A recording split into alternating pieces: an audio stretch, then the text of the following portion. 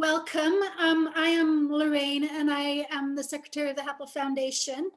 The Happold Foundation was set up by the founding partners of Buro Happold to support the engineering skills and experiences and to make as positive an impact as possible on people's lives. We have a group of trustees that help us fulfill our obligations to run initiatives and develop programs to do this. We focus on four areas, four themes, starting with primary school up through someone's education through university. We support research and thinking, and we work in areas of human development in supporting organizations that are doing great things. In the Futures Hub, we work with many organizations that are doing wonderful things, and also some great institutions. We run many of these city conversations that have just grown in popularity, and I think many of you on the call today have been involved in previous conversations. And in our Human Development Hub, we at the moment are sponsoring two organizations, Renewable World and Build It International, with organizational grants. It is unconditional grant funding for them to continue their work. And we communicate everything that we do through different channels, through media and our website. And I hope that you all will go onto our website and join our mailing list so you can hear more about us. And that's it. Thank you very much.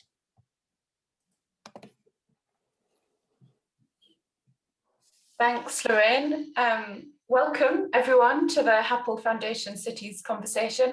My name is Anna Wendt. I'm a partner at Buro Happold and I'll be chairing the panel today. And we will be focusing on the topic designing with empathy. I've got 5 incredible speakers joining the panel today who will share their thoughts, experiences, and the work that they're undertaking in relation to the topic. And this should lead into a stimulating conversation and a healthy debate. The format today is going to be that we will hear from each speaker first. They'll give a short presentation and then we'll move into a conversation where I'd very much like to encourage the audience to ask questions or make comments and get involved. We can use the raise hand function in Zoom to navigate through those that would like to make a comment, and there's also the chat function, so please type anything there and I'll read that out as well. A little bit of housekeeping, please do keep yourself on mute while the presenters are speaking, but I would welcome you all to turn on your videos if you'd like to make this feel as engaging as possible and as close to as if we were in real life as possible as well. So before we move into the first presentation, I'll start by giving a short introduction into the topic today. When the Happold Foundation asked me to chair a conversation, I thought very hard about what I'd like to encourage our industry to talk about. The interventions that we as designers and engineers make to our cities and buildings is hugely impactful on society. That societal impact includes climatic, ecological, and humanitarian aspects, amongst others. We have the power to encourage positive change and influence the literal landscape in which we live, work, and play. Traditionally, the focus of clients and designers has been a little bit more on things like budget and performance and aesthetic, and aspects such as health and well-being and human experience have been seen more as secondary factors. In order to make our cities as endurable and sustainable as possible, we need to ensure that we engage with the diversity of the citizens that we're designing these places for, ensuring that inclusiveness is pervasive throughout all of our projects. And we've seen some discussion around this through the recent cities conversations. Designing to Empower and Invisible Citizens were the last two. If you haven't attended those or listened to them, I encourage you to do so and access them on the Happold Foundation website. As an engineer, I can draw on a range of highly specialist disciplines, many of which are people-centric, to respond to societal needs. But for all of us as a design community to effectively apply the technical capabilities that we have to the best effect, we must seek to develop a wider understanding and empathise with the characteristics that we don't immediately ourselves identify with, particularly those of marginalised groups. An important question to ask ourselves is the diversity of our communities reflected in the spaces that we inhabit? Is the physical environment around us inclusive of mental and physical disability, race, class, gender identity, or sexual orientation? Are we using every tool in our box to create accessible, safe, and equitable cities that are also responding appropriately to the climatic challenges that we face globally? Also today, we should acknowledge it's the anniversary of George Floyd's death. His untimely death has had a monumental impact on the global response to Black equality, and it's caused all of us to challenge and consider our understanding of racism. It's made us all listen to the Black community and give them a much needed voice in society.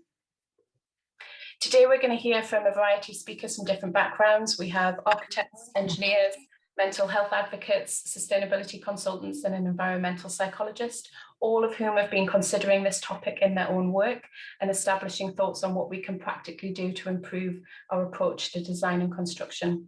So without further ado, I will introduce our first speaker.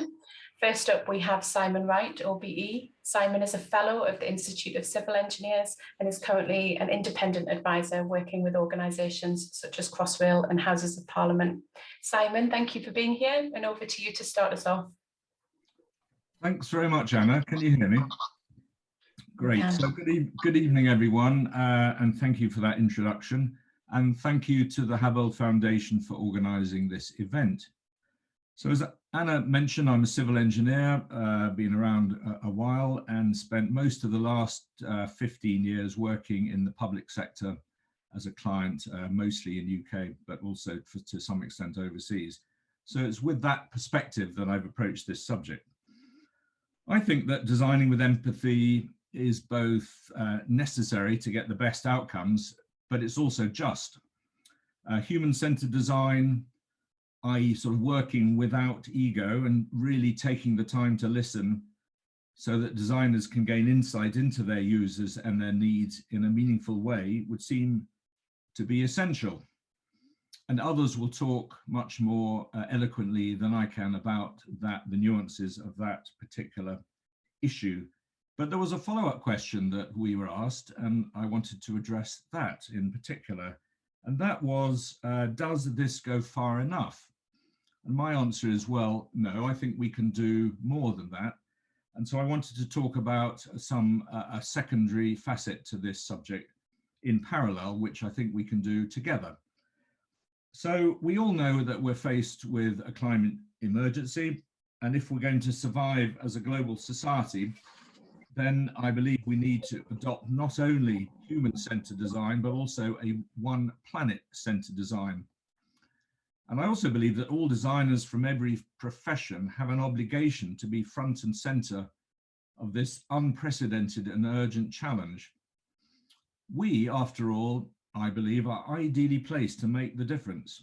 Between us, engineers, architects, landscape architects, designers really of all kinds, we need to envisage, plan, design and deliver against what is probably the greatest human challenge that we face and have faced in our history. And we need to do that in an astonishingly short timescale.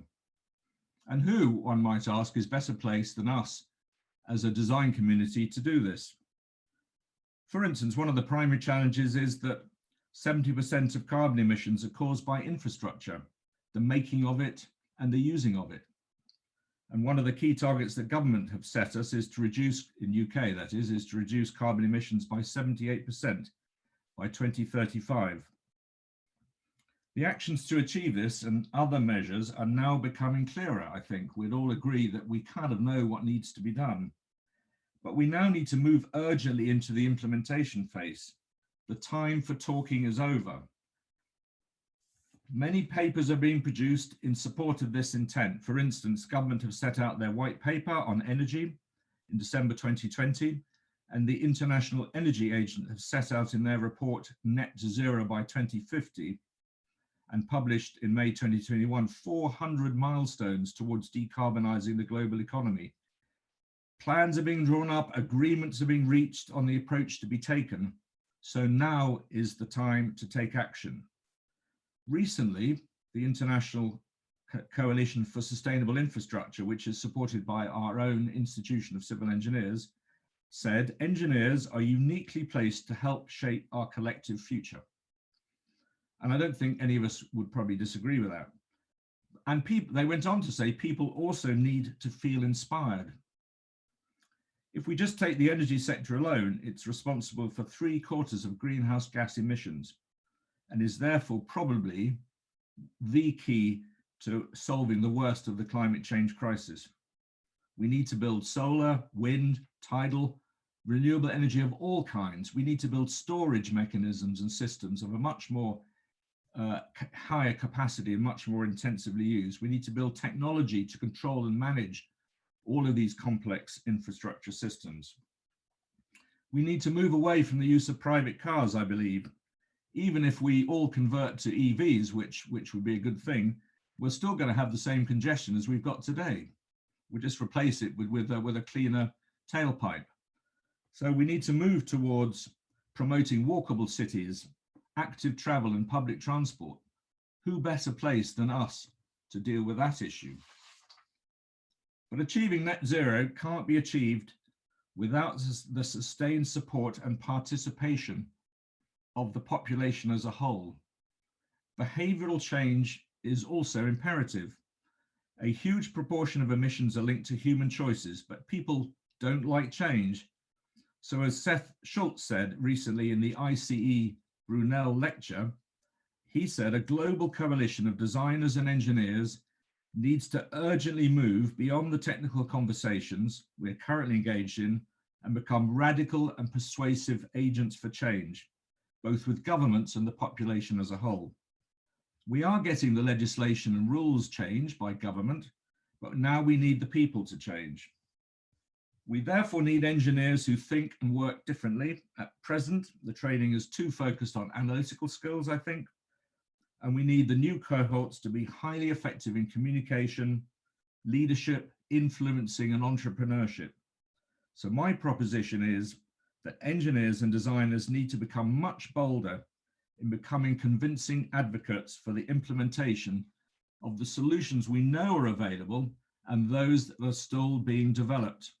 And we need to pursue our advocacy with empathy so that we can convince billions of our fellow citizens to adopt the lifestyle changes that we know are needed. So in summary, I believe we have the obligation of designing with empathy for both people and the planet. Thank you. Thanks, Simon. That's a powerful provocation to start us off, and some good points. I think we'll delve into the discussion later on. Our second speaker is Lily Bernheimer. Lily is an environmental psychologist and she's the founding director of Spaceworks Consulting. She's also an author. Her recent book is called The Shaping of Us: How Everyday Spaces Structure Our Lives, Behaviour and Wellbeing. Lily, welcome.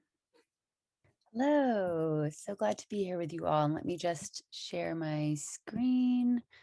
Okay. And can everyone hear me all right? All right. Okay, and can everyone see my slides here? Yes, good. All right, wonderful. Well, thank you to Anna for that introduction. Thrilled to be here with you all this morning in California time.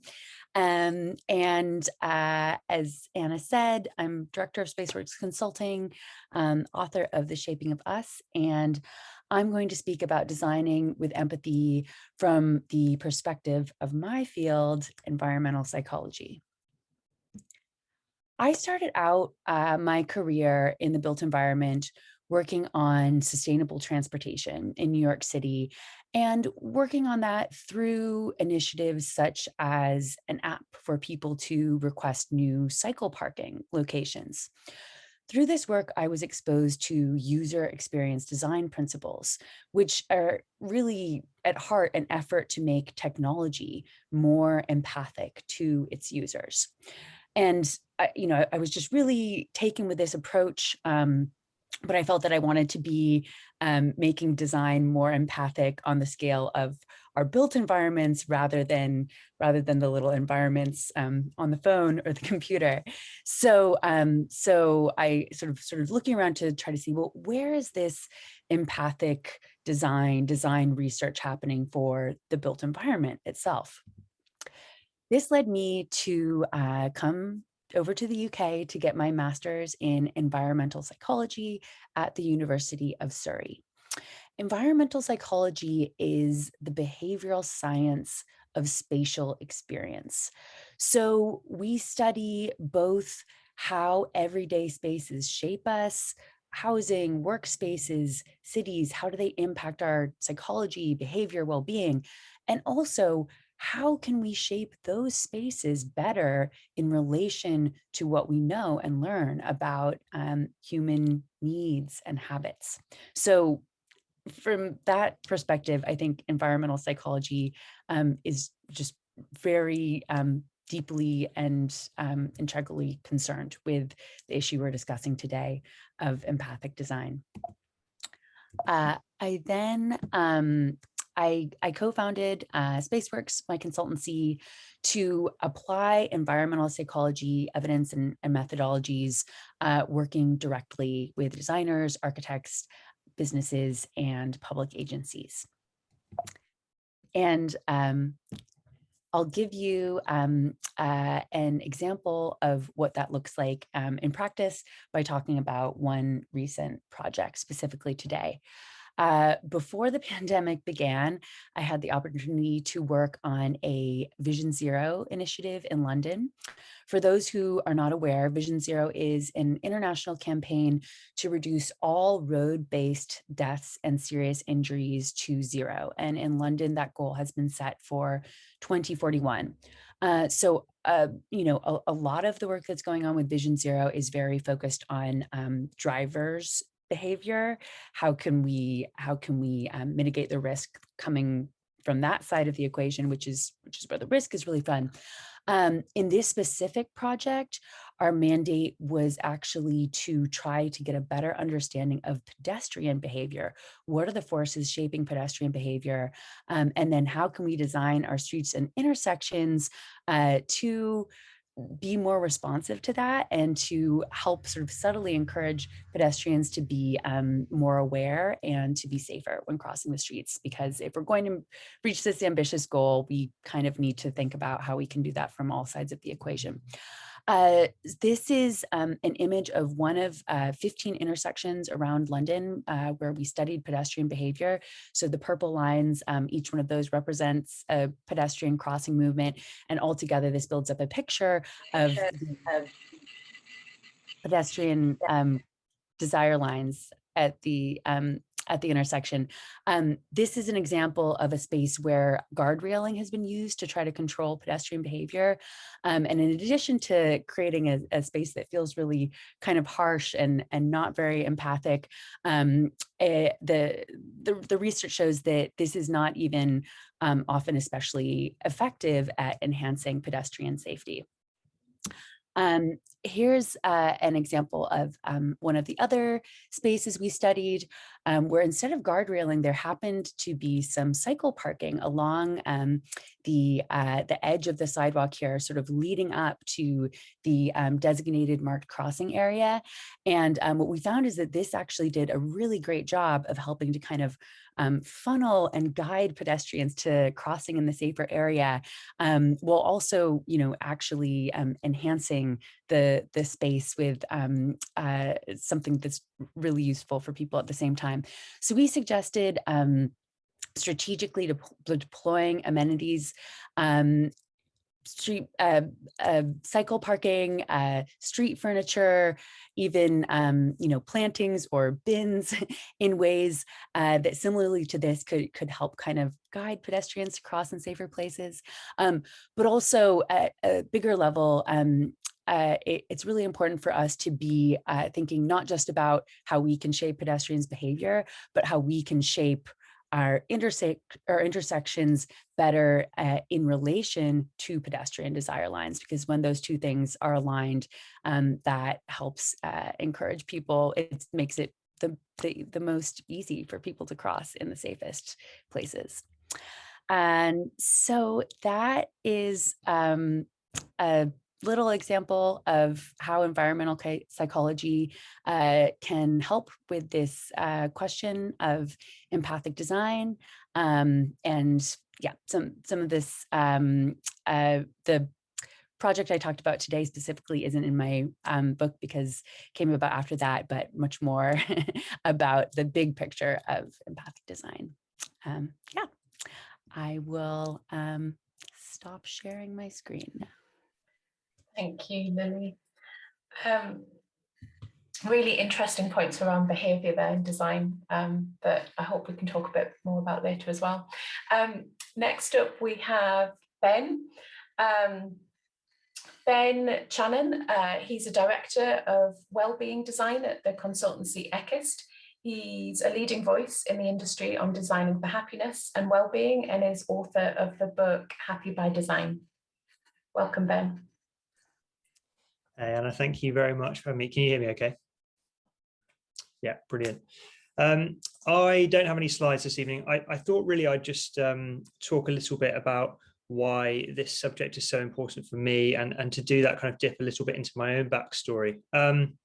So for me, designing with empathy is something that's very important personally because of issues I've been through with my own mental health in my past. So when I was in my mid-20s, I was working some pretty crazy hours, pretty much all self-inflicted, I should say. Don't want to blame my employer at the time at all. It was completely my own fault. I was also living in a shared student, well, I say student, it felt like a student house, but a shared young professionals house in South London. And for anyone who has tried to rent property in South London, you'll know that you don't get much house for your money. So it wasn't exactly the nicest or the best looked after house. And yeah, basically just really started having problems with my mental health in terms of just burnout and anxiety, basically. I was lucky enough that I went to see a GP actually about some physical health problems I was having, and she was very astute and realized actually there was something a bit deeper going on here with my mental health. So started asking me questions about whether I'd been suffering with anxiety or things like that. And I very quickly realized that even though it's an issue I'd never thought about in my life, this is something that was really affecting me. So I was very lucky, got to get some help for that, some CBT and mindfulness and all kinds of things that were really helpful to me. And again, if anyone out there is having a difficult time with that stuff, I'm more than happy to have a completely separate conversation about what worked for me. So do feel free to ping me a message. But the reason I wanted to sort of explain about that was that it really sent me down a path then of exploring the relationship between the built environment and our mental health. And both Simon and Lily have already touched upon it, the impact that the built environment can have on how we feel and both our physical and mental well-being. But I began to realize that obviously the house I've been living in hadn't been particularly playing a very supportive role in my mental well-being. So I was designing homes every day, and in my job as an architect. So I decided to go away and do a bit more research, and I found there was a whole load of amazing stuff out there by these people like Lily who are doing environmental psychology research. So I started to sort of try and understand the subject better, collate it, and really get my head around that relationship between mental health and architecture. And that is what led me to write Happy by Design. And it's I'm now kind of in the process of working on a follow-up to that. It's something that's become a real passion of mine, and I've been lucky enough to bring it into my job at Ekkist. So off the back of that, kind of expanded to look more at physical health as well as designing for mental health. So the ways in which building materials can affect us, things like off-gassing of materials, releasing nasty chemicals into the air, or how buildings can make us more active, make us more sociable, all of these different ideas. And I'm really lucky, as I said, that I now get to do that as my job. But for me, that was always what I was really passionate about as an architect, was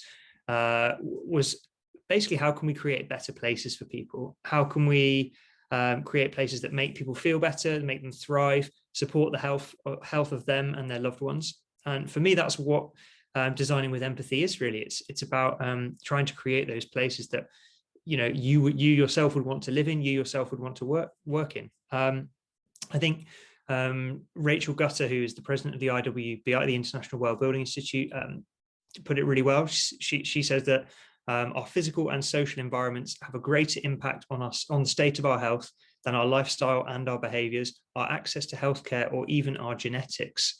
And given that we spend more than 90% of our time indoors, these environments have a profound effect on our health and well-being.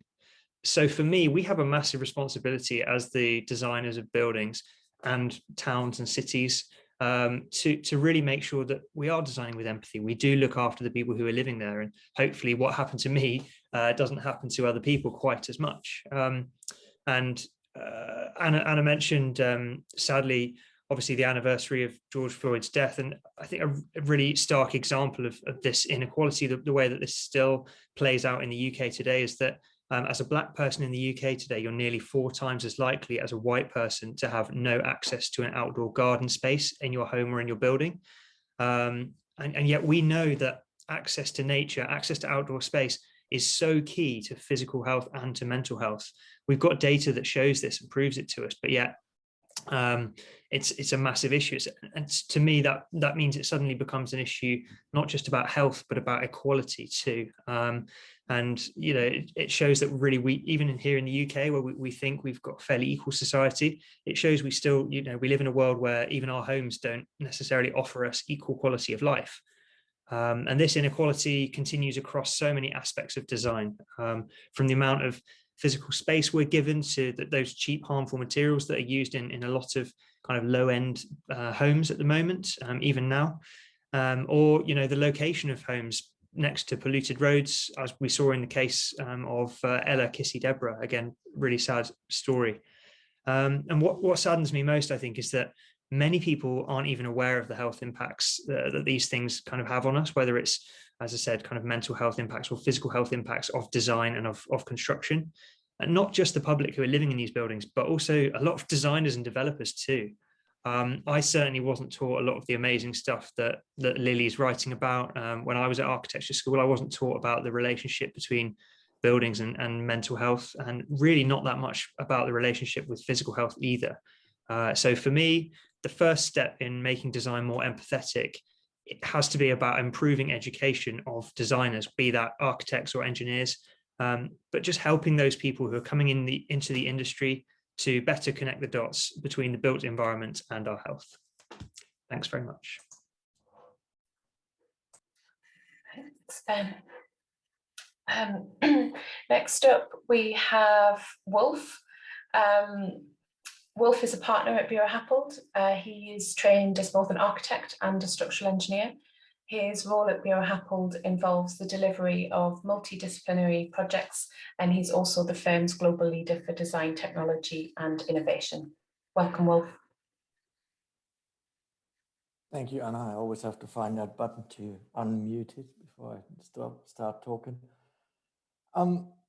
Yeah, what Ben just said resonates massively with me and what I'm going to go into in the next sort of 5 minutes. Because to me, it is all about changing the way we design, yeah? And I want to put this into the broader theme of housing and urban context. And their urbanism that is based on the modernist idea has set us on a path of separating use, separating space, and making everything very functional. And this functionality, well, found its sort of like peak in East German mass housing, but it's not just an Eastern European thing. Yeah, you go around the corner from where I live in New York, yeah, you find several of those modernist ideas that were prevailing in urban design, and you have that in London, and very often it's disappeared because it hasn't worked. But it's not something that is, I would say, something of the past, an idea of the past. You go to China in particular, and it's all well alive. But yeah, a recent development somewhere in Greenwich in London shows that we actually learned anything. Yeah, is this the space where we actually look at what's good for people.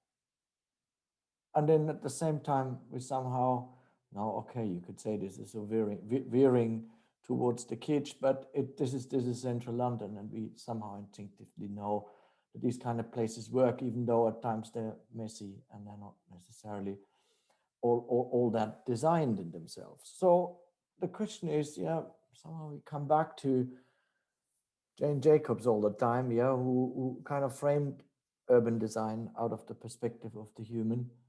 And for us as designers, this means we, I think, need to reframe the process that we're going about, that we're following in order to get there.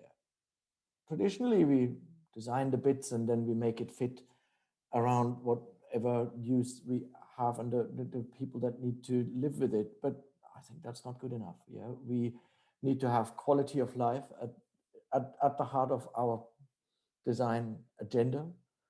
And with that, yeah, very well also, I think, the quality or the health of the planet. But those two go hand in hand as far as I can see, yeah. And they set the performance criteria that we build everything around. We set those into the context that we have for it, that provides the boundary conditions, and the outcome is the urban design, the bits, the pieces, the spaces, the buildings, the infrastructure that we are creating. And so rather than starting from the pieces that we design, we start from the boundary conditions and the quality of life criteria that we frame first. But how do we get there? So we developed an idea around outcome-based modeling that combines a few things differently that we are used to. Yeah, very much what we do at the moment is top-down, and it has its advantages. Yeah, it's nicely orderly, and we know what we're dealing with. But we have to give voice to those who we're dealing with and who we're designing for and who will live in the spaces that we're creating. So there needs to be a bottom-up element, but that alone is not going to be converging or leading to something. So we need to develop a middle way that brings together what's good in both approaches, but at the same time provides a more transparent approach and allows us to see what we actually, where we're landing and what the criteria we're designing to. It will allow us then to look at different scenarios and demonstrate what the consequences of our decisions are, because I think we need to. We can't just leave that to chance. We have to be able to demonstrate that whatever we do has different outcomes, and that those outcomes should be tested beforehand and not left to whatever we are then faced with in the end. And that gives us, in my view, a design process that with two opposing ends. I call them normative frameworks. On the one hand, normative framework 2, I call it, the very familiar kind of spaces, flows, data, but the bits that we're building. That's what designers do. Yeah, we build squares and cycle lanes and sports fields and town halls and buildings. But at the other end, there's a much more subjective kind of way. The desires of those and the needs of those, the aspirations of those who we're designing for and who will live in the spaces that we create. Out of those, we can create what I call quality of life, design objectives, and parameters. These are performative goals that we want to achieve. And in between those sits a process of analytics. We are able to analyze all these individual aspects of what we're doing here in such a way that when set in their context, they can connect both sides. And we'll find that this becomes, we're testing this at the moment, a reciprocal kind of way of designing. You can design coming from the outcome side, the performative outcome side. You can design coming from the physical outcome side. And when we bring those two to a match, then we will design the environments that then meet the physical requirements that we have, but also the performative what I call quality of life parameters that we are trying to achieve, which in my mind are the more important ones. So we end up at spaces like that, rather than the spaces that modernism has sort of implanted in us as ideas of what ideal design may look like.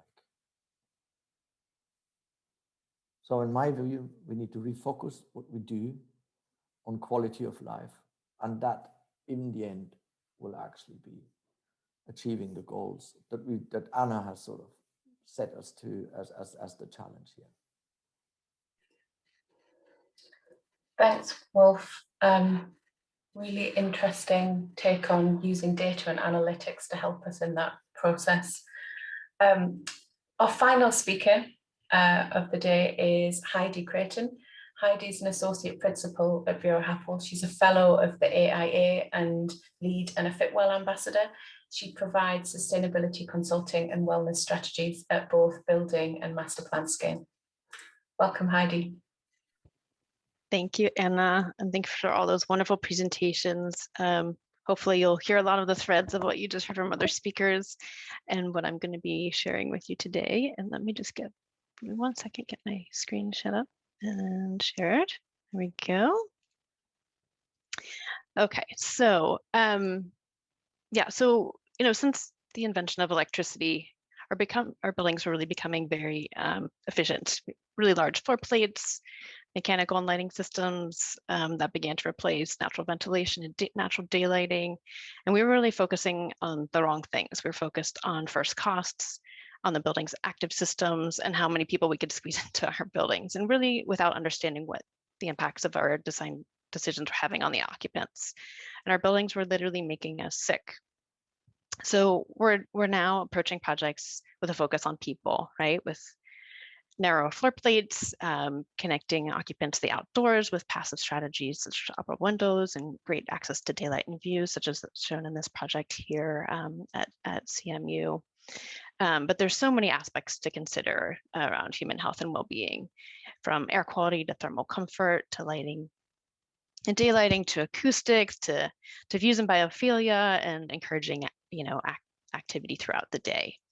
And as Ben said earlier, the average person spends more than 90% of their time indoors, and the impacts of the built environment on our sleep, on our cognitive function, and even our life expectancy is really profound. And there's just so much compelling research out there to make the case for human-centered design and to really support people in all of our wonderful complexity. And, buildings generate nearly 40% of our annual global emissions. And we have a really critical question to ask ourselves. And that question is, who's paying the greatest price for climate change? And the answer is those with the least amount of resources to combat it. Climate change, flooding, heat, wildfires, pandemics, and other shocks and stressors are disproportionately impacting historically marginalized communities. And those communities are more vulnerable to these shocks and at greater risks, and are also less resilient to bounce back from those events.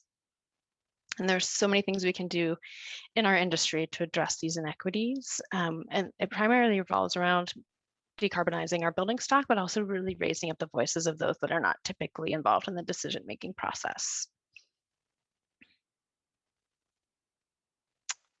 And we really need to understand the impact and the social value of our work. We need to embed equity in all of our projects. We need to amplify the voices of those impacted by climate change, and really ensure that critical investments are first and foremost going to those communities that really need it the most.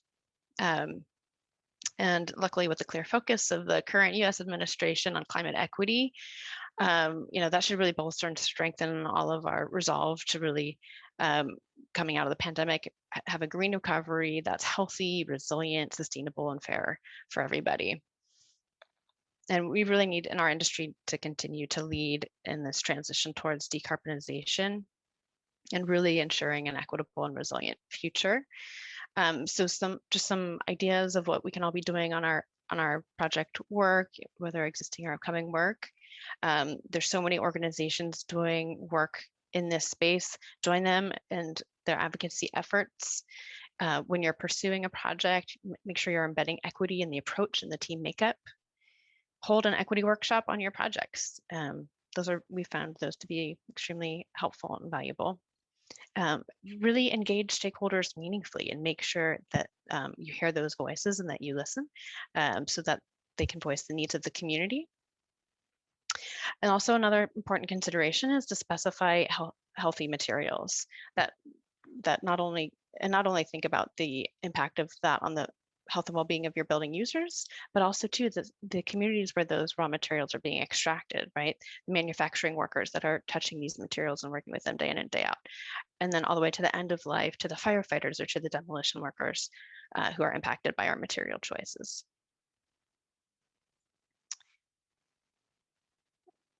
So couple project case studies that I wanted to share, two of them. This is a photograph from our county project, which is the first county-wide sustainability plan for LA County. And we had 11 participatory workshops, and this was the equity and resilience workshop here.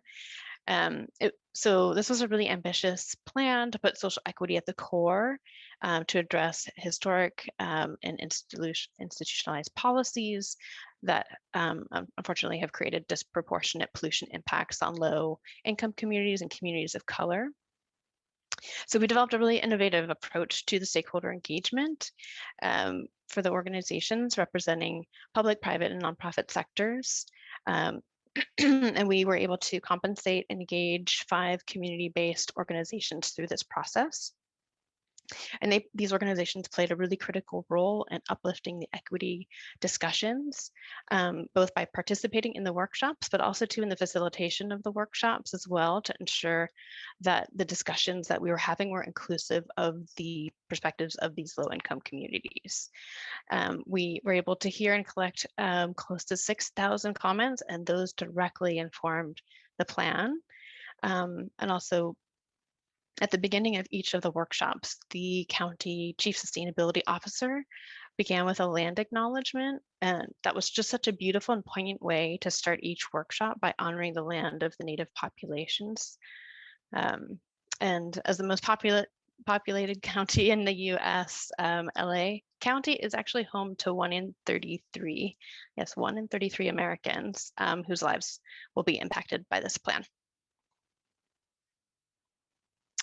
And with a conscious focus on health and well-being, we can really nudge good decision-making. These are a few images from a project that we completed for the Brown School of Social Work at Washington University in St. Louis. And based on the school's core values, they wanted to embed social equity and health well-being into the design thinking, along with sustainability from the very initial phases of design. They wanted a healthy and inclusive environment, but that also touched the earth lightly.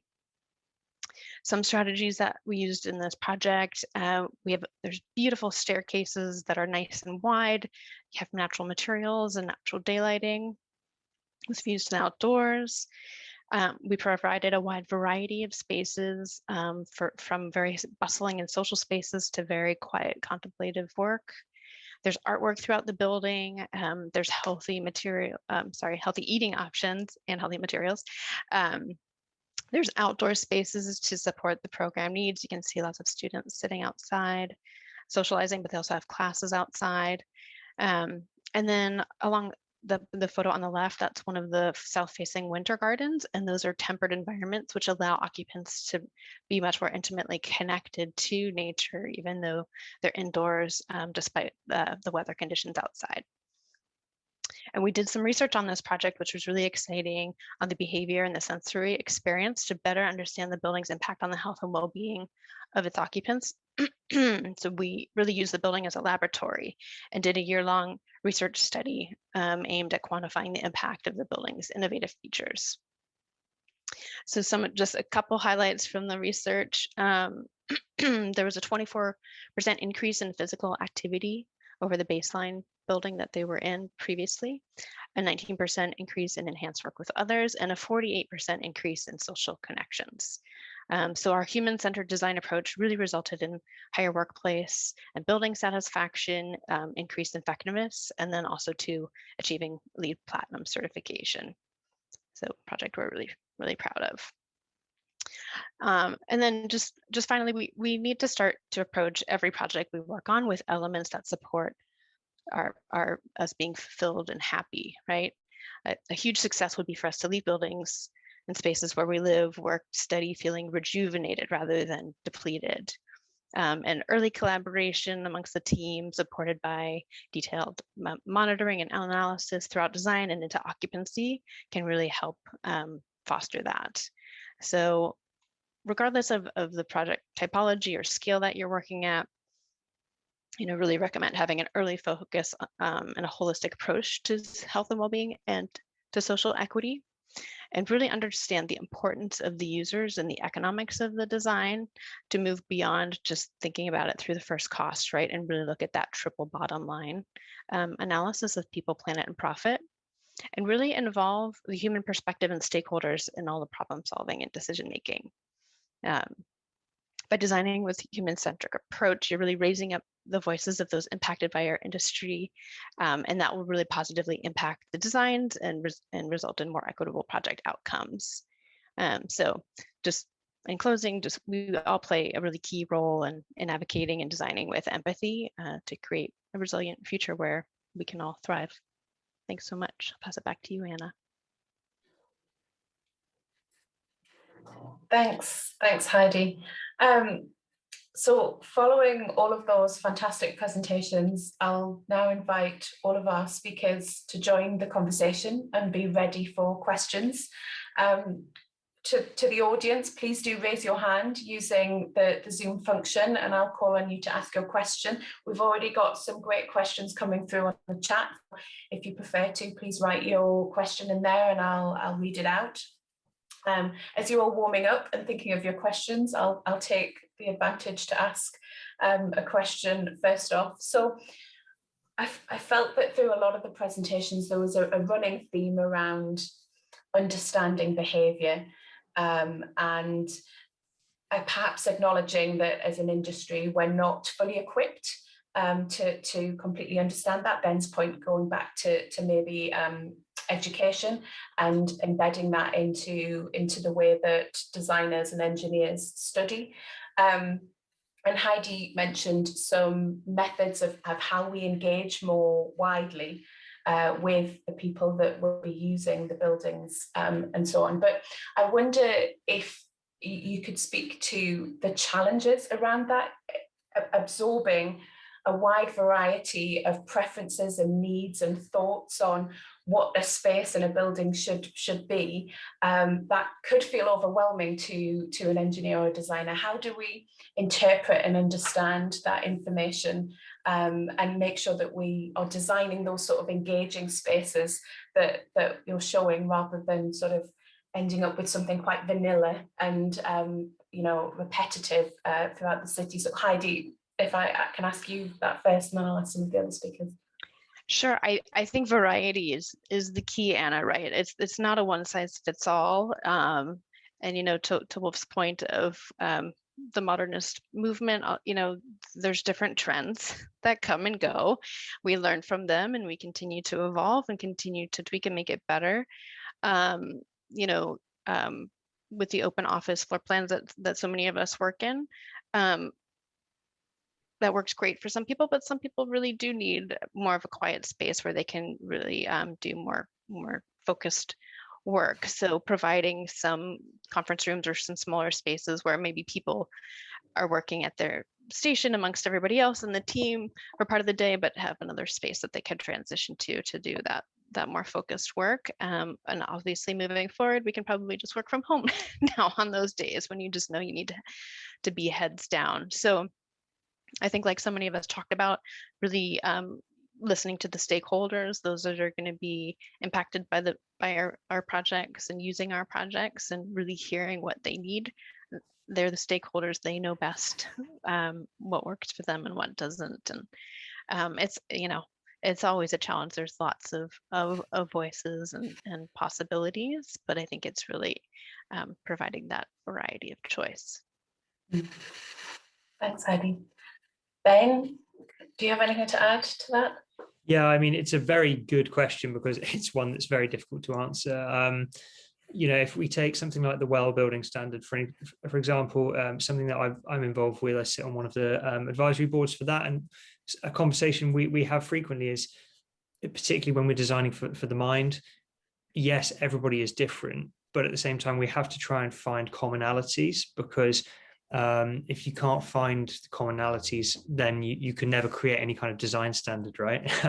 So, for example, we know as human beings, and if anyone who's read Lily's book will know, we kind of have a natural, we're drawn to nature. It's called biophilia.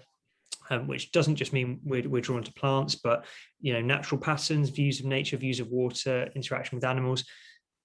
Again, there's going to be the odd person out there that completely hates nature, but we have to kind of go with what is the majority of what's going to positively impact the most people generally. And when you look across most of these things, if we're talking about designing for health, we all have pretty much the same reaction to harmful chemicals in the air or in the water, for example. So there are certain things that we can definitely do.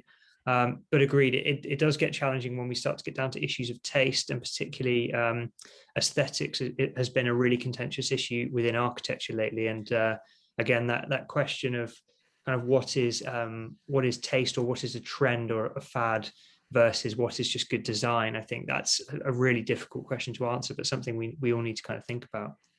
I think also, if I may, as designers, architects, engineers alike, we have a tendency of wanting to prescribe, predict, design everything. And I think we at times it might be quite good to take a step back and leave some space, leave some things undefined, not designing. And I think this comes again to a degree out of functional thinking, that we design things precisely for what they should be made for. The further we can take a step back and actually provide a looser fit, I think the more those who use the spaces, who live in them, have a canvas to paint on, have an ability to shape them also over time. Because you just mentioned it, Ben, right? There are ideas and fads and certain trends that come and go, and there are certain things that remain. And I think the most robust, most resilient, but also the most livable spaces are those that can evolve with us as humans that use them. I think that I agree, Wolf. I think that also speaks to the sustainability point as well, doesn't it? And making sure that the buildings around us can evolve with the needs of the planet as well. And so that as technologies advance, and we can accommodate those into the spaces that we live in. I'm going to go over to some of the questions that people have asked. So Andrew Scoones is the first question. He's asked, and I'll put this to you, Simon, I think first. Many people fear that sustainable development will increase inequity in society, i.e. work against empathy. How do we convince them it is not so? Yes, well, fair point. I think actually Heidi went quite a long way towards addressing some of those points. I saw that in the chat, but I think Heidi did make some very good observations around this. But my position is that clearly it's a risk. I mean, there are some imperatives in what we are dealing with, and one is we have to come up with solutions to the climate emergency. We have to figure out what to do, and we have to do that quite quickly. And in doing it, we have to keep sight of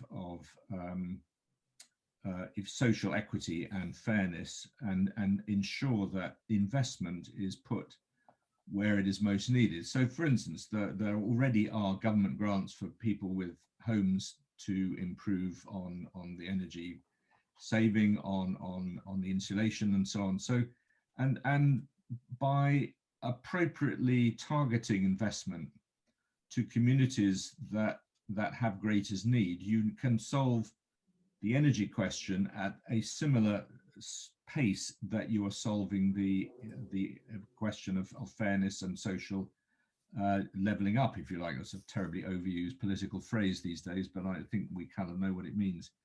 So I think there is an opportunity to do both, and clearly we have to do that, because we can't end up with a more unequal society in trying to resolve this question of how we survive the current climate emergency and deal with the carbon emission crisis. We have to do all of those things in parallel, and deal, if you like, in a prioritized way with those societies, those elements of society that have least and are most deprived first. And in a way, if you're dealing with cities, that is almost a natural order to things in any event, because those parts of cities which perhaps have highest densities, where there are fewer gardens that were talked about and fewer opportunities, might be those that can benefit most from that repositioning of flexible buildings, circular economy, more open and green spaces, livable, walkable, public transport served with a low carbon emission or net zero carbon emission delivery. And that's, you know, the way we're going to start to rebalance the economy as well. So I think Heidi's point and your point there about engaging with the users of our cities to help us design. I think, Wolf, you mentioned Jane Jacobs, and I think there's a quote by her that speaks to the point that cities are for everybody, but the way that will make them be for everybody is if they're designed and created by everybody. Is our design community reflective enough of the cities that we're designing? Do we have enough diversity within the industry to appropriately sort of respond to Jane's point that she made all those years ago? Are we appropriately representative? You know, we have ability to balance that bias, perhaps by that engagement, but what can we do to be better equipped? Wolf, I'll start with you to that, okay. given that you mentioned Jane. I did mention her.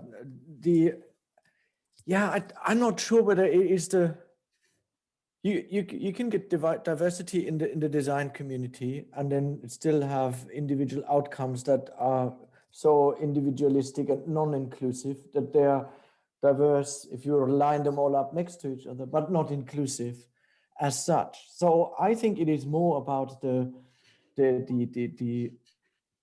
active engagement with, Heidi, you mentioned that too, right? The active engagement with those who it is for in the end. And with that slight twist that we sometimes don't know who it is for. So, because we're designing for a future that is much longer than the generation that we're just engaging with. So projecting some of that out is important. I think we need to find ways, and that's why I'm leading at with what I was presenting here, ways of democratizing the process, making sure that we can demonstrate that design choices or any choices that we make in that process have consequences that are often contradictory, and that we need to live with the best possible, or we have to achieve the best possible compromise. And I use that word deliberately. Designers avoid the word compromise. They call it balance or whatever it is, but ultimately that's what it comes down to. And I saw a question in the text from Mike Cook. What was the phrase? Urban design requires a wide variety of professionals who should take the lead, ensure design is not dictatorial but empathetic. And I think that goes into the same direction. If I call it a mix of a top-down and a bottom-up approach. We do need to make decisions, because the decisions don't make themselves, but we need to ensure that we don't make the decisions on individual whim or individual just artistic license, but we do take them in trying to find a consensus. And in that work that I presented here, I got quite close to those who do stakeholder engagement on large city scale projects professionally, and it's quite an art, because you have to see that that you don't get drowned out by the loudest voice. Yeah, you listen to the wide variety, and you have to put on the right filters so that it becomes actually inclusive there too. Yeah. I don't know, Heidi, maybe I'd like to learn a lot more from what you're doing there. Yeah. So does that answer your question? It's not a simple one, right? But yes, diversity in the design community, absolutely, openness to that. But then we need to open our doors. Yeah, we have far too long been the ones who thought we have all the wisdom, and I don't think we do.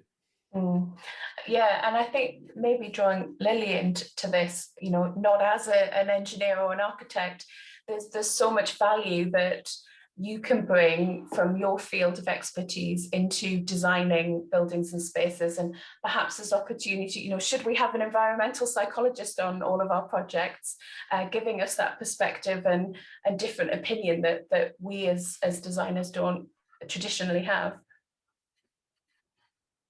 Yes, absolutely. You should have an environmental psychologist on every project. You know, I mean, the same environmental psychology is a fairly small field, I would say, like, especially in terms of those of us who are working in the kind of consulting space, like in between the academic researchers and the practical application, because many, you know, most environmental psychologists are researchers, and they're in academia and they're doing that research, which is great. But then, you know, there's this sort of translation that needs to happen. And, you know, I'm sure that it would greatly benefit from just greater diversity of people from different cultures, backgrounds there as well. Yeah, I think going to kind of what Ben was saying about there's this question between trying to weigh the differences between people, and then the things that sort of we can make use of across the board, because if we can't do that, then, you know, what kind of recommendations can we make? And, you know, so like color, for instance, I mean, we have all these ideas about how, you know, in our culture, red might mean danger, but in another culture, it means joy, or so, you know, with something like color, there are these very different associations in different cultures. But then there are some things that are affecting us at a much more kind of like basic human perceptual level. For instance, that we can detect more different shades of green than any other color. And, you know, we think this probably goes back to how much green we used to have in our natural environments, and maybe the need to differentiate snakes from other green things. It always gets down to snakes once you start talking about evolutionary psychology. Like, that's it. I know it was the snakes. So yeah, those things are very hard to kind of, can be very hard to parse apart. And then, you know, with something like bike lanes, I mean, there's a lot of discussion of, well, is, you know, does bringing bike lanes into a city, does that serve all the populations we need to serve equally? Are there some populations who are going to be better served by that, which is really important? And then there's the next level, which is, well, putting in a bike lane is going to affect that street, not just in terms of, are you going to use the bike lane or not, but when that narrows the crossing distance for pedestrians. I mean, got to be careful not to get run over a bike while you're crossing that part, but even so, just narrowing the roadway, that's going to have a psychological impact on drivers, because we know that when roads are wider and have more lanes of traffic, it kind of gives drivers a sense, oh, this is my space. And when it's a bit narrower, so difficult to weigh all these things. But even if you're not going to use the bike lane yourself, it might still have a benefit on your pedestrian experience in that space. That's really interesting.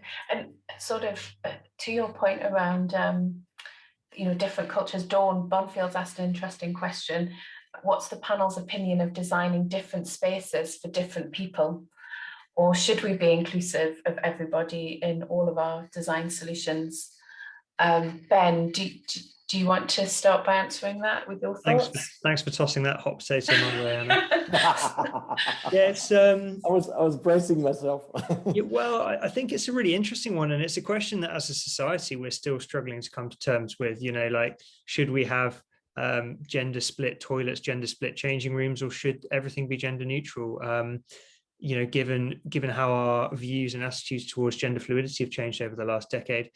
And you could probably ask all the people on this call their opinion on that, and we wouldn't get a sort of unified consensus, I'm sure. So it is a really difficult question.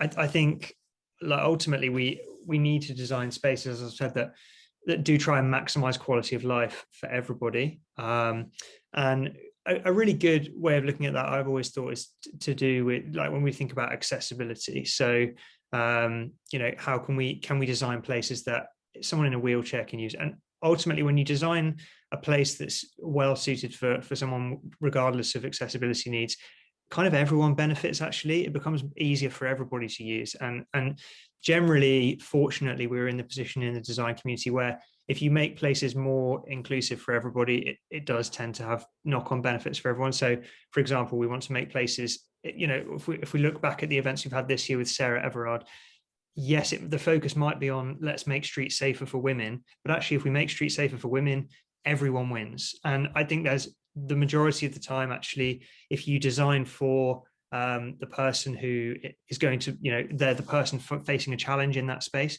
generally the knock-on effects are positive for everybody. Yeah, I think that's a really powerful point. The interdependencies and the impact that it has on a wider set of people is hugely beneficial as well. Mike, I'm going to ask if you'd like to unmute and ask your question, because I see it in the chat. And I think it's a really interesting one around the power or influence we have as designers. Oh, thank you for shocking me into action.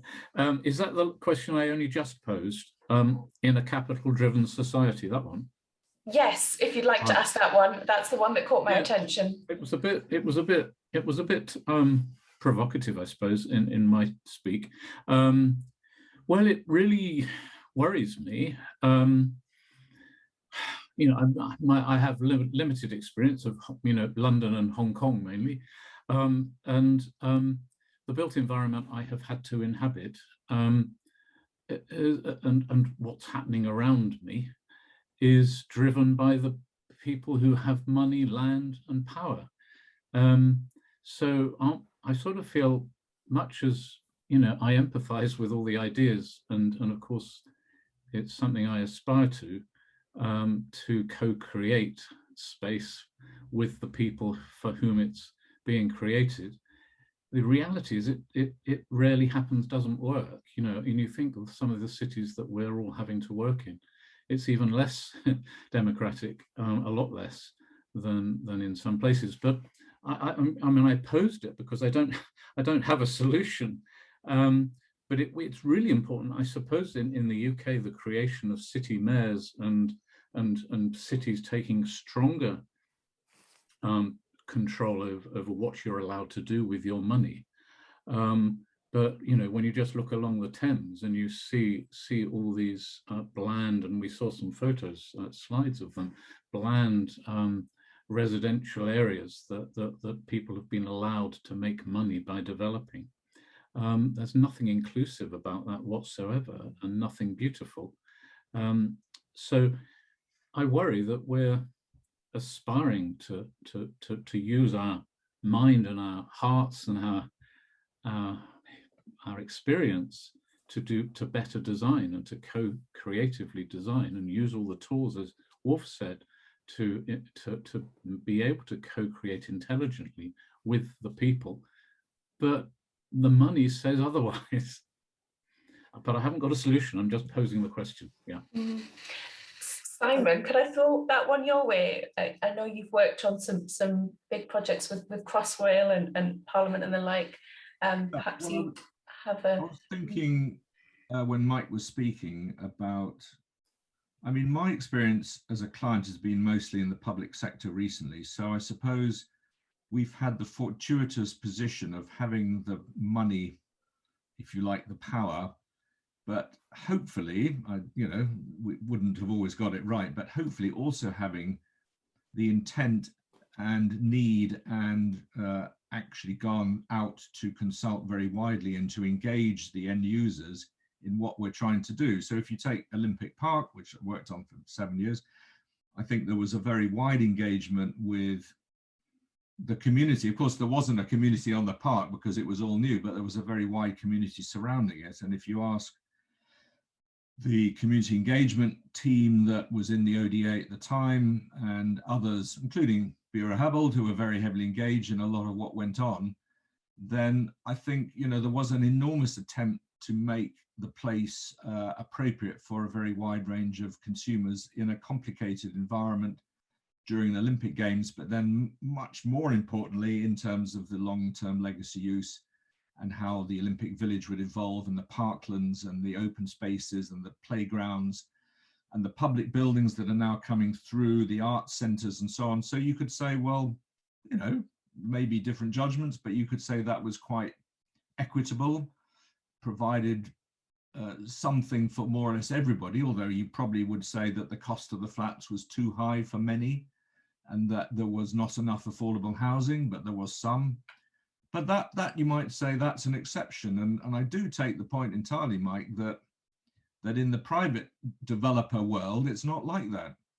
And I think that's an absolute shame. And we've got so much poor development that you're right to say, you know, where is the answer lie? The power of the planning, you know, planning authorities have, well, some people think too much power, but on the other hand, in terms of what is allowed to be developed, the atrocious nature of much of our high streets is an embarrassment to many of us who are in the design world as to how on earth we've allowed this to take place.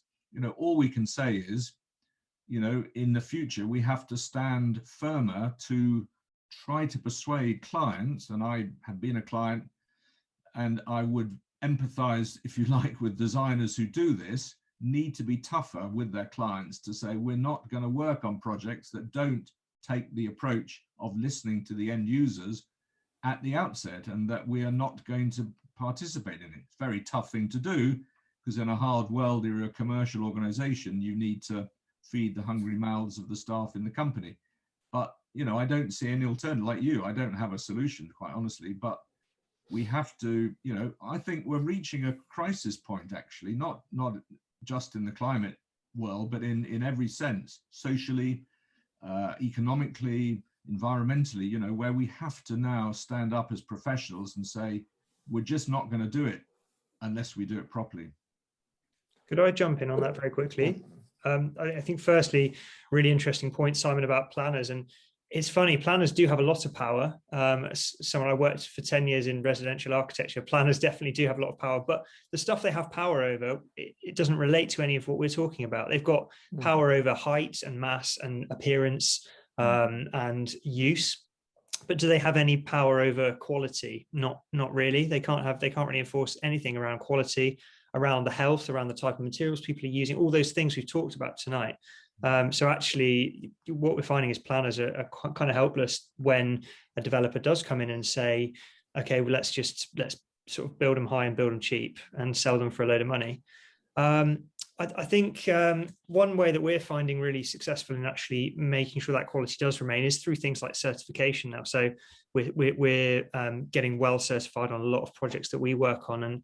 And funnily enough, was having a conversation with an architect about it this morning, and he was saying, well, a lot of our clients, you know, they want to pursue well-being, but they don't want to go for the certification. And what we find happens there is they start off with great intentions, and, you know, maybe empathy is really high up their list of priorities. But as the project goes on, as you've alluded to there, the kind of the cost realities sort of sink in, the value engineering happens, the QSs get involved, and all of a sudden that empathy slips down below like lots of other priorities like program and the budget and things like that. But by having a standard like the well standard in place, where you've got to achieve all these things around quality and health outcomes, you can never chip away at that. And so actually, I think maybe whether it's through building regulations toughening up so that they actually now need to involve things like health and, you know, more focus on quality. They're very obsessed with safety and miss out on the kind of health of the health and safety side of things. So I think maybe we need to see a bit of a shift in that area. But I do also think, I completely agree with you, Ben, but I do also think that we don't have a set of criteria that is sort of accepted or universally seen as the right ones. Yeah, we look at mass, we look at height, we look at all these kind of things because they're nicely measurable. And then we have at the other end of the spectrum, well standards who are very ambitious and have probably, you know, an overwhelming amount of things that need to be looked at, that people then they capitulate basically. But I do think that it should be possible to frame quality of life performance criteria, let's call it that, that can quite easily be captured, measured, and made standards that planners need to judge developments by as well. I think that is very simple. I think it should be very simple. We just haven't actually spent any time doing that. Mike, do you have your hand up? Did you want to respond? Yeah, Maya, just quickly before you Of course. mute me again. Yeah, thank you very much for the response. And Simon, I mean, you admitted it yourself that it was really, you know, as I suggested, do we have to all go and work for the public sector? I mean, the public sector and the Olympics did set a very high bar, and fantastic that it did. But sadly, it's the exception that proves the rule, if that still makes sense there. But I was just thinking that the cities can, I'm sure you're right, they can exercise more power, but they don't. And I think one obvious thing is that land use, you know, what you're allowed to do on the plots of land across the city that make a good city, that make a diverse city, an integrated city, a happy city, it needs to be much more intelligently done. And if there's one thing I'd have thought the planners could do, it would be master plan. I mean, some people, I remember, you know, Adam always used to say at some of these events, you know, Britain needs a master plan, but cities all need a master plan that really tell you, however much money you've got, what you can do and what you can't do with your land to make the city integrate and work. And I'm not sure I've heard the word, you know, big scale master planning seems to be part of it. We need. I wonder, Heidi, if you could come in on this. I'm just, as I'm listening to I'm thinking that part of the challenges that we're coming on, even as planners, after the client has set the brief for the project, and is there more opportunity for us in the UK? We have this REBA Stage 0, which is setting the brief, for us or designers or the brief to be set differently to incorporate some of these broader aspects into the intention for the project, so that they aren't lost or forgotten or tried to, you know, be added in at a later date. From your experience with the sustainability master planning side, where you're perhaps part of the conversation a little bit earlier and setting that brief, do you think there's wider opportunity for us to engage at that point? Absolutely. You know, I think just kind of all our policies and codes needs to come up, right, to address everything that was just raised. The cost of doing business, that floor needs to be raised across the globe, right? So, you know, along with, you know, yeah, incorporating, you know, in California, our green building code is primarily based on the LEED rating system. But let's fold in everything from the well and Fitwell rating systems into that and have that human focus. You know, a lot of projects are required to do environmental impact reports. How about doing a health impact assessment as well? Or, you know, requiring that the social value of the project be calculated, so that project teams understand their wider footprint and impact on the wider community. And I really agree with Simon too. You know, we've made some really good carbon commitments, for example, but we really need to be thinking about the clients that and collaborators that we want to be working with, and making sure that those values are aligned. And, you know, you're always going to have that bell curve, right? You're going to have the innovators and the laggards. So the innovators are going to be paving the way for everybody else, and the laggards, you know, the code's going to have to shove them in the right direction. But I think I'm not, you know, I think someone said earlier, maybe it was you, Simon, that we really just need to be educators and you know, sharing tools and perspectives with our clients that we have at our disposal. It's, you know, sustainability and resiliency and equity is just also interlinked and intertwined. So anything we can do, you know, to decarbonize the built environment, you a huge focus on embodied carbon is really important. Let's get embodied carbon built into our codes. By doing all of that, we're improving the air quality of our communities and just raising the health through those more sustainable practices and materials. So there's just so much work to be done. But yes, thinking kind of at that master planning level and setting that tone and embedding equity. And I think too, just in every project that we're pursuing too, we're trying to just put forth the really diverse team and an approach to equity. So even right out of the gate, just talking to clients about that lens. Can I just add, Anna, that I really, as a client and previous client, I really feel designers, design teams can and should be bolder. I think I would have welcomed it. Maybe others wouldn't, but I certainly would welcome, that people say, well, it's not in the brief, I'm not going to do it. Well, suggest that it ought to be, the brief can be changed, So I'd really ask or suggest that people sort of push their clients harder and be bolder about suggesting how, obviously, in a collaborative style and all that, but it's suggesting how, the client may not actually understand or be aware or be cognizant of some of these points and actually welcome the opportunity to be challenged themselves. And I would certainly push people to do more of that. I think the issue we face is we work in such a risk-averse industry. And even Wolf there, when I suggested we integrate some stuff from the well standard, Wolf was like, "Oh, the well standard is really onerous." On average, we see it costs about between 1% and 3% addition to build cost. And when you start to think about lifetime costs and benefits of it, like it can actually way outstrip that. But the industry is scared to take any kind of risk, to even dip their toe in the pool, let alone jump in completely. So that's the problem. I think as designers, we are often quite nervous to suggest anything to clients because we're terrified they'll run a mile if you say, let's make this project more sustainable, let's make it more healthy. They have a very established way of doing things. I was more referring to the complexity that it's. Yeah. Sorry, Wolf. I wasn't having a dig. No, but you did right. Yeah. So our clients drop that immediately, and they because they're scared of things they don't know. Anything that poses us, a potential additional risk. Yeah. Yeah. Exactly. Sorry, Yeah. Simon. Probably let you come back on that.